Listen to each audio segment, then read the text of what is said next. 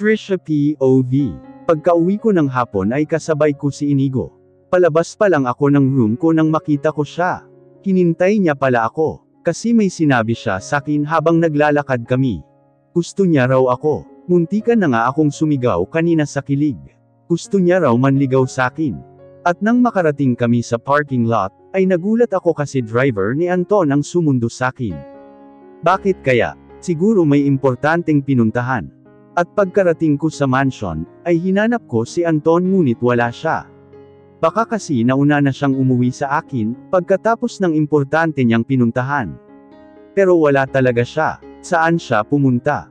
Tinanong ko si Manong Tonying ang driver ni Anton kung nasaan si Anton, pero hindi rin daw niya alam.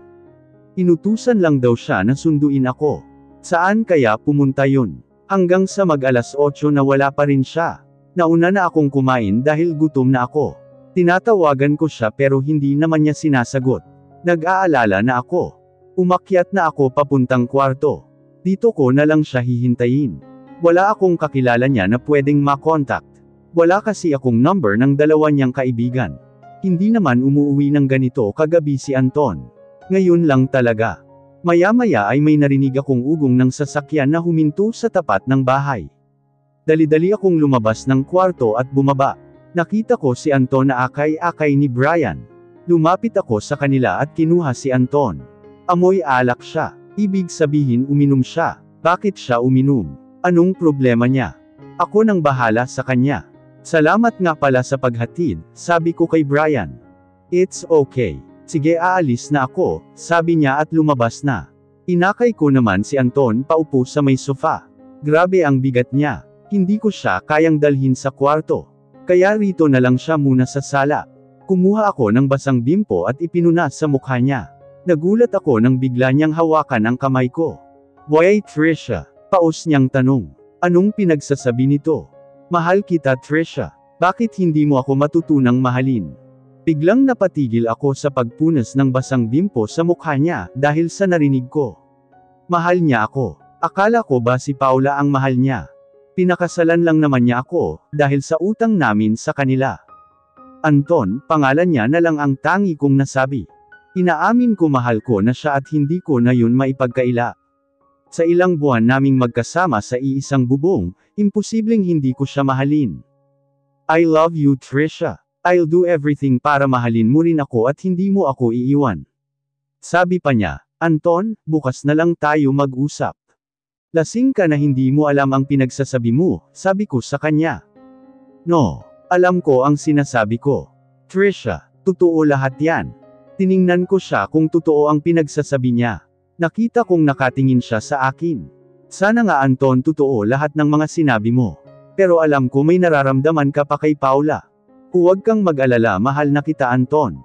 Pero natatakot ako. Natatakot akong masaktan. Natatakot akong agawin ka sa akin ni Paula. Tiningnan ko siya. Nakita kong tulog na siya. Kaya kumuha ako ng kumot, para hindi siya lamigin sa sala. Bago ako pumunta sa kwarto, ay sinabi ko sa kanya ang mga katagang ngayon ko lang sasabihin sa kanya, sinabi kong mahal din kita Anton. Pagkatapos kong sabihin yun, ay naglakad na ako paakyat papuntang kwarto. Kinabukasan, nagulat ako kasi may mabigat na nakapatong sa tiyan ko. Tiningnan ko kung ano yun. Isang braso. Nagulat ako nang makita ko si Anton sa tabi ko na nakayakap sakin. Teka, lasing siya kagabi at tulog sa sala. Dahan-dahan kong inaalis ang braso niya sa baywang ko, at nagtagumpay ako sa pag-alis ng braso niya. Pumangon na ako at pumunta sa banyo para magayos. Habang siya ay mahimbing pa rin ang tulog. Pagkatapos kong magayos ay lumabas na ako. Nakita ko si Anton na nakaupo sa kama. Gising na pala siya. Ang hot niyang tingnan sa white t-shirt niya, at sa suot niyang boxer short, ano ba yung pinag-iisip ko? Baka matuno ako niyan, paus niyang sabi sabay ngiti. Bakit ang gwapo ng nilalang na ito? Inirapan ko na lang siya. Hindi pa rin siya tumayo sa kama. Agad kong kinuha ang medicine kit sa ibabaw ng cabinet, at kumuha ng isang gamot at ibinigay sa kanya.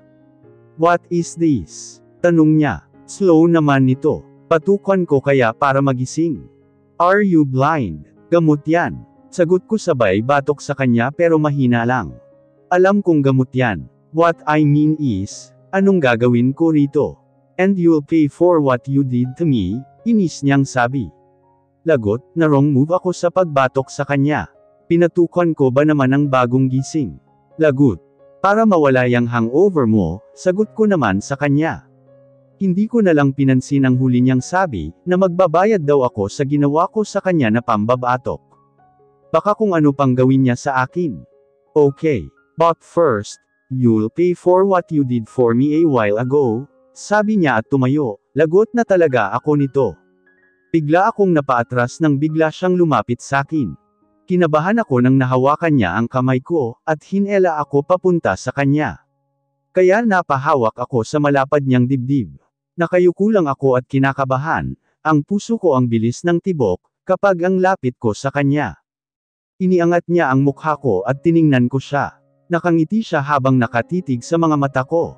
Nakikita ko sa mga mata niya ang saya. Nagulat ako nang dumampi ang labi niya sa labi ko. The kiss was passionate and sweet. Lumalalim ang paghahalikan namin, at hindi ako nagre-respond, dahil hindi ko alam kung paano humalik. Napaawang ang mga labi ko nang kinagat niya ang ibabang labi ko, at dahil doon ay nakapasok ang malikot niyang dila. Hanggang sa nag-apang na rin ang kamay niya sa katawan ko. Bigla akong napabulong nang bigla niyang hawakan ang isang umbok ko. Napabulong uli ako. Napahawak ako bigla sa leeg niya. Nagulat ako nang bigla siyang tumigil sa paghalik. Bakit ganun? Parang nabitin ako, anong ginawa niyo? I'm sorry, hindi ko sinasadya, paghingi niya ng sorry. Ako naman ay hindi makatingin ng diretsyo sa kanya dahil sa hiya. Sigurado ang pula ko na ngayon. I'll take a bath, sabi niya at naglakad papuntang banyo, habang hawak-hawak ang puson. Anong nangyari roon? Trisha, anong ginawa niyo? Nakakahiya yun. Napabulong pa kaya ako. At parang nabitin pa ako roon. Ano ba tong pinaggagawa ko? Dali-dali akong lumabas ng kwarto at pumunta sa baba. Nakakahiya talaga ang ginawa ko. Nalaman niya tuloy na hindi ako marunong humalik. Parang wala na akong may ihaharap na mukha sa kanya. Nakakahiya talaga. Anton POV. I can't control myself to kiss her. Ang lambot kasi ng labi niya. It's sweet, pero hindi ko inasahan na haantong sa ganoon ang paghahalikan namin. Muntikan na talaga. Alam ko bata pa si Trisha para sa ganon. Kaya kahit mahirap tinitiis ko. Nakakaakit kasi ang labi niya. Ang sarap halikan. Pagkatapos ng eksenang yun ay pumunta ako sa banyo, habang hawak-hawak ang puson ko. Kailangan kong makaraos sa banyo, para mawala tong sakit sa puson ko. Pagkatapos kong magbanyo ay lumabas na ako. Ang sakit pa nga ng ulo ko, dahil sa hangover ko kagabi. At alam ko lahat ng mga sinabi ko kagabi kay Trisha. At narinig ko rin ang sinabi niya kagabi. Hindi pa ako tulog noon, kaya narinig ko ang mga katagang gusto kong marinig mula sa kanya. Sobrang saya ko kagabi dahil sa narinig ko. Parang nawala bigla ang kalasingan ko dahil doon. Mahal niya na ako. At wala na akong pakialam sa nakita ko kahapon sa school niya.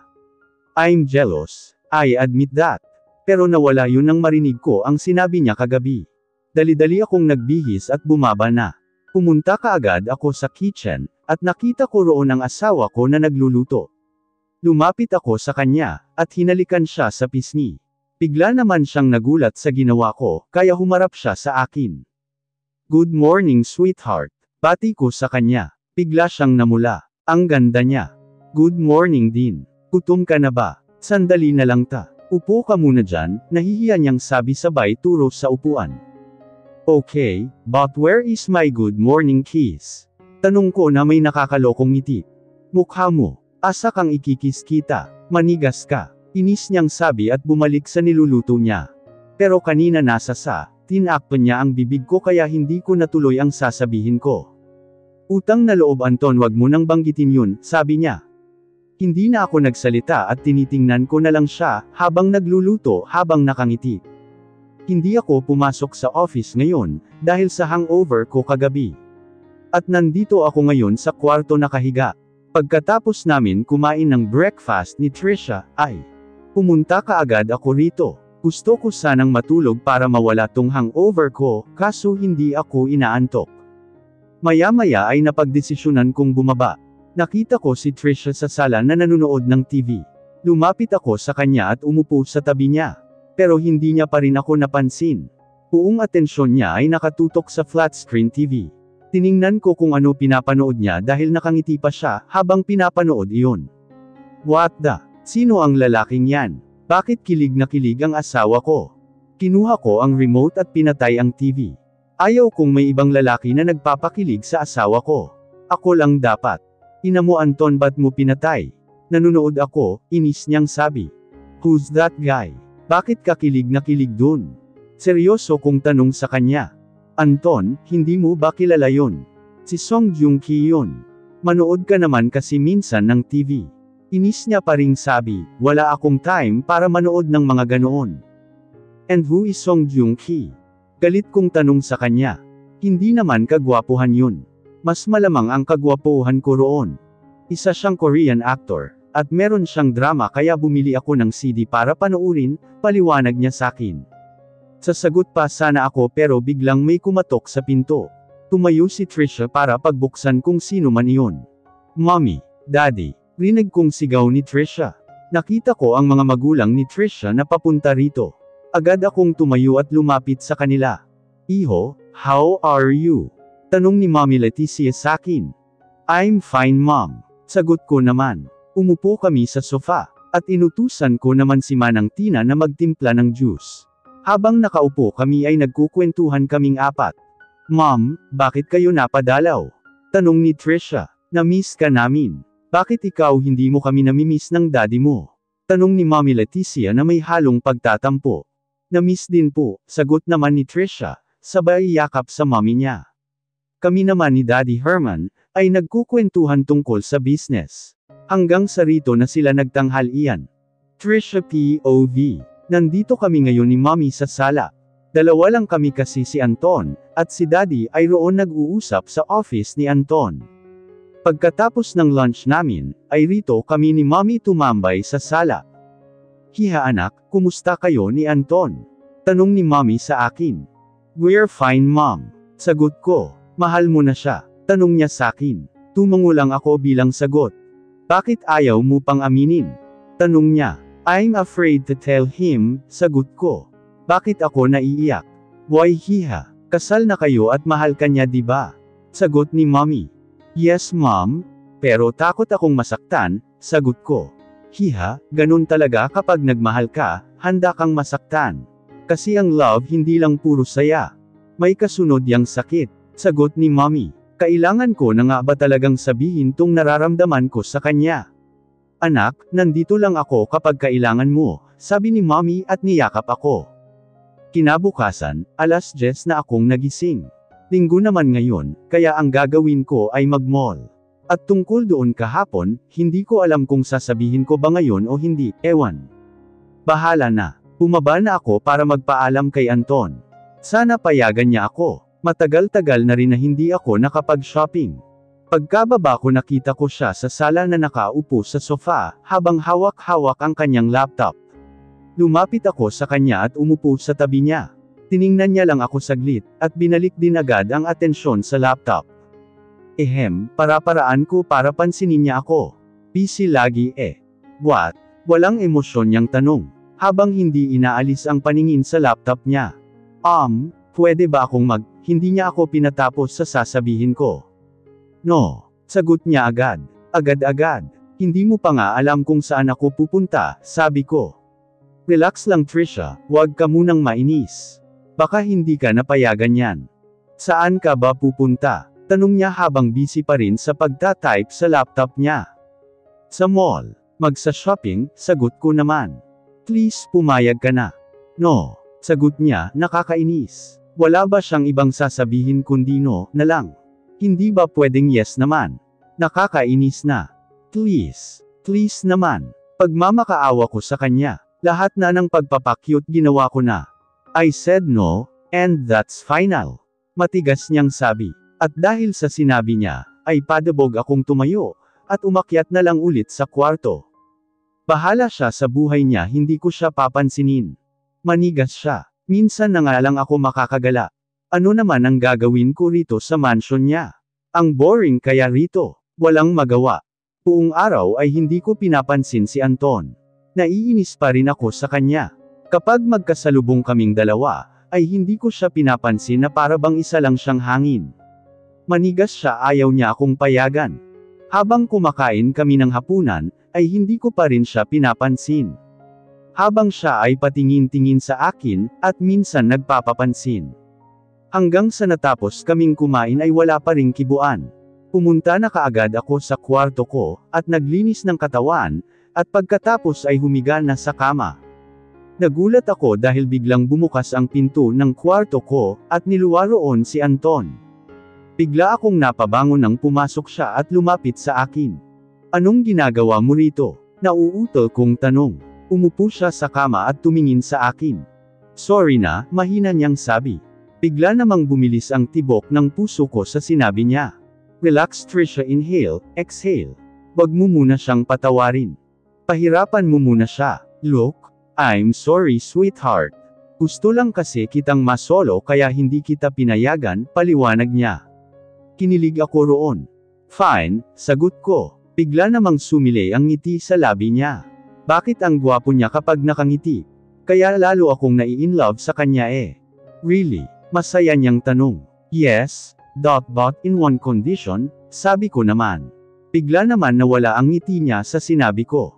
Gantihan lang ta. Lagot ka sakin ngayon Anton. What? Tak ang tanong niya. Kumanta ka, nakangiti kong utos sa kanya. Napahilamos naman siya sa mukha niya dahil sa inutos ko. Pwede iba na lang. I can't do that, nagmamakaawa niyang sabi. Ayoko. Gusto ko kumanta ka. Matigas kong sabi. Sorry sweetheart, I can't do that, sabi niya habang hawak ang kamay ko. Kinuha ko ang kamay ko sa kanya. Ayaw mo, edi hindi pa tayo ayos, sagot ko naman. Tumayo siya. Fine, I'll sing. What song? Sabi niya na parang napipilitan. More Than Words. Sabi ko, favorite song ko yun. Bigla siyang umayos ng tayo. Saying I love you is not the words I want to hear from you.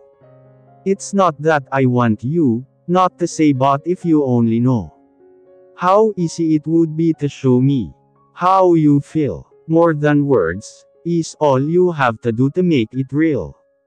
Then you wouldn't have to say that you love me, 'cause I'd already know. What would you do if my heart was torn in two? More than words to show you feel that your love for me is real. What would you say if I took those words away? Then you couldn't make things new, just by saying I love you. Satisfied? Tanong niya sakin. Tumango lang ako. Ang galing mo palang kumanta ano? Puri ko sa kanya. Yeah. Ganun talaga ang mga gwapo magaling kumanta. Pagmamayabang niya. Sarap batukan. Inirapan ko na lang siya. Dapat pala hindi ko na lang siya pinuri. So bati na tayo? Tanong niya. Habang nakangiti, tumango na lang ako. Hindi ko rin naman siya matiis. Kaya pwede ka nang umalis kasi matutulog na ako, pagtataboy ko sa kanya. Okay, good night, wife. Sabi niya at mabilis na hinalikan ako sa labi at lumabas na ng kwarto ko. Naisahan ako roon. Hinawakan ko ang labi ko habang nakangiti. Makatulog na nga, baka antok lang to. Kinabukasan ay back to school na naman. Kaya maaga akong gumising, at ginawa na ang morning ritual ko. Pagkatapos kong magayos ay bumaba na ako. Dumiretso agad ako sa kitchen. Nakita ko roon si Anton na nakaupo at hinihintay ako. Kaya umupo na ako at kumain na rin. Pagkatapos naming mag-breakfast ay umalis na kami. Nagbabiyahe na kami papunta sa school ko. Gusto ko na talagang aminin sa kanya ang nararamdaman ko. Paano ko ba sasabihin yun? Takti naman. Are you okay? Nag-aalalang tanong niya sa akin. Halata bang kinakabahan ako? Ano ba yan? Ganito ba talaga kapag aamin? May problema ba? Tanong niya ulit. Paano ba to? Paano ko sasabihin sa kanya? Lord, tulungan niyo naman ako. Ano kasi nauutol pa ako? Kailangan ko na talaga kasing sabihin to sa kanya. Habang maaga pa, baka kasi agawin pa siya sa akin ni Paula. Kapag naiisip ko yun parang ang sakit isipin na mawawala siya sa akin. Spill it, sabi niya. This is it. Mahal kita Anton, nahihiya kong sabi sa kanya sabay yuko, sigurado ang pula na ng mukha ko sa hiya. Okay lang yan Trisha, nasabi mo rin sa wakas. Bigla siyang tumingin sa akin. Nakita kong nakangiti siya. Bigla niyang hininto ang kotse sa tabi, at niyakap ako ng mahigpit. Anton, hindi ako makahinga, sabi ko. Agad din naman niya akong pinakawalan. Sorry, masaya lang ako sa sinabi mo. Nakangiti niyang sabi. I love you, sweetheart. Promise, I will never hurt you. I love you, sabi niya at hinalikan ako sa labi. Pagkatapos ng paghahalikan namin, ay yumuko na lang ako dahil sa hiya. Pagkaraan ay pinaandar niya na ulit ang sasakyan, at hinatid ako sa school. Anton TOV. Ang saya ko. Mahal niya na ako. Sobrang saya ko talaga. Hindi ko inaasahan na aamin siya sakin. Ako na yata ang pinakamasayang tao sa mundo, dahil sa sinabi niya. Pagdating ko sa company, ay dirdiretso lang ako, at binabati naman ako ng mga empleyado ko. At dahil ang saya ko ngayon, nginingitian ko sila. Halata namang nababaguhan sila sa ginawa ko. Kasi araw-araw na binabati nila ako, hindi ko sila pinapansin at dirdiretso lang ako. Pero ngayon nakangiti ako, habang papunta sa office ko. Pati nga secretary ko naninibago sa akin. Miss Rodriguez, what is my schedule for today? Tanong ko sa secretary ko. Sir, you have a meeting with Mr. Shin, the owner of Shin Academy, sabi ng secretary ko. Oo nga pala, kailangan kong makausap si Mr. Shin para ma-kick out sa school na yun si Inigo. Okay, thank you. Sagot ko naman. Pagkatapos ay lumabas na siya sa office ko. Agad akong lumabas ng office ko, para makipagkita kay Mr. Shin sa isang restaurant. Kailangang ma-kick out sa school na yun si Inigo. Alam ko may binabalak ang lalaking yun na agawin sa akin si Trisha. At ayaw kong mangyari yun. Pagkatapos ng pag-uusap namin ni Mr. Shin, ay wala na akong ginawa sa office ko. At sabi niya gagawin niya raw lahat, para mapatalsik sa school na yun si Inigo. At napagpasyahan kong sunduin na si Trisha sa school nila. Dahil tumawag kanina si mommy sa akin. May pupuntahan daw kaming resort, para raw makapag-relax ako at si Trisha. Pagdating ko sa school ni Trisha, ay sakto namang pagdating niya kasama ang dalawa niyang kaibigan. Let's go. Tanong ko sa kanya. Tumango lang siya at pumasok na sa passenger seat. Papunta kami ngayon sa resort na sinabi ni mommy. Nakita ko namang nangunot ang noo ni Trisha, habang nakatingin sa daan.